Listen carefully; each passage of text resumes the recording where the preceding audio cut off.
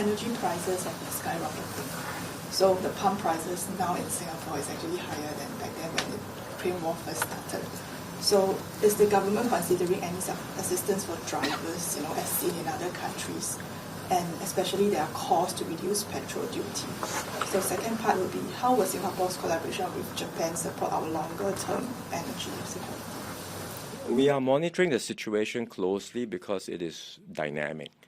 The U.S. had initially said that this military operation will be over in a matter of weeks. We are now in the third week. We don't know when it will stop. But quite aside from the military operation, the key question is whether or not the Strait of Hormuz will continue to be blocked and for how long. Even if the military operation were to stop, but the Strait of Hormuz continues to be blocked for a longer stretch, I think there would be severe consequences for the entire global economy. A lot of focus has been on oil and gas, but it goes beyond that because the supply of fertilizer, for example, may be impacted, and then it will have downstream impact on food supply. Or take another, something else like helium. I think 30% of helium comes through, of the world's helium, comes through the Strait of Hormuz.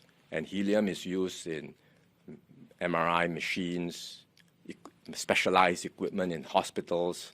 It's used in semiconductor production. So it's used in many other areas. So there will be a lot of potential knock-on effects.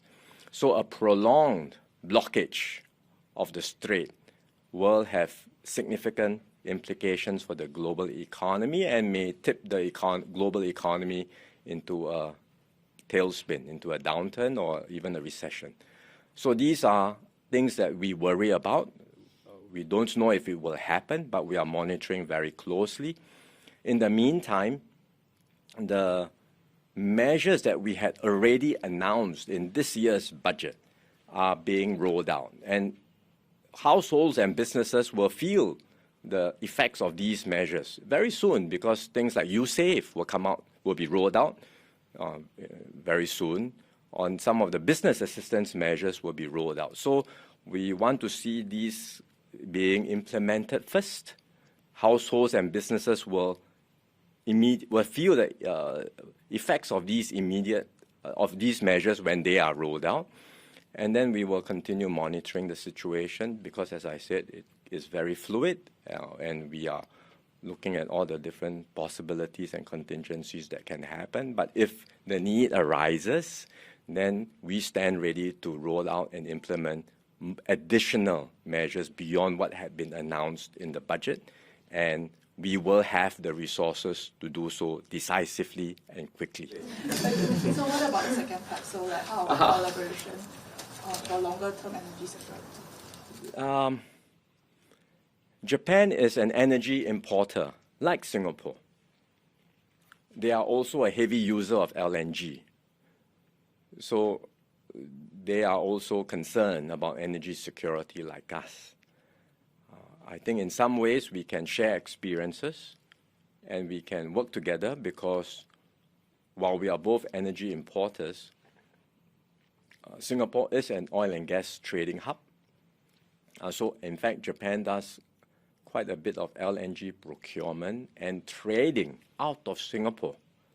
And a lot of the oil and gas supplies come through the Strait of Malacca, right, where Singapore is one of the littoral states.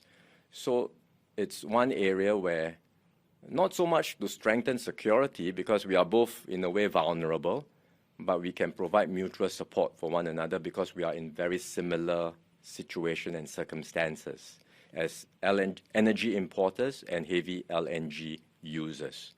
But beyond that, Japan also has considerable experience and expertise in low-carbon energy because they have been trying to diversify and they've been looking at ammonia and hydrogen. So we have some projects with them in ammonia, and we are looking to see how we can do more together on these new areas of low-carbon energy. And then thirdly, Japan, as you would have seen from the news, is restarting its nuclear power plants. It has experience in nuclear. And as we look to study the feasibility of civilian nuclear power in Singapore, it's also an area where we would like to learn from Japan's experience.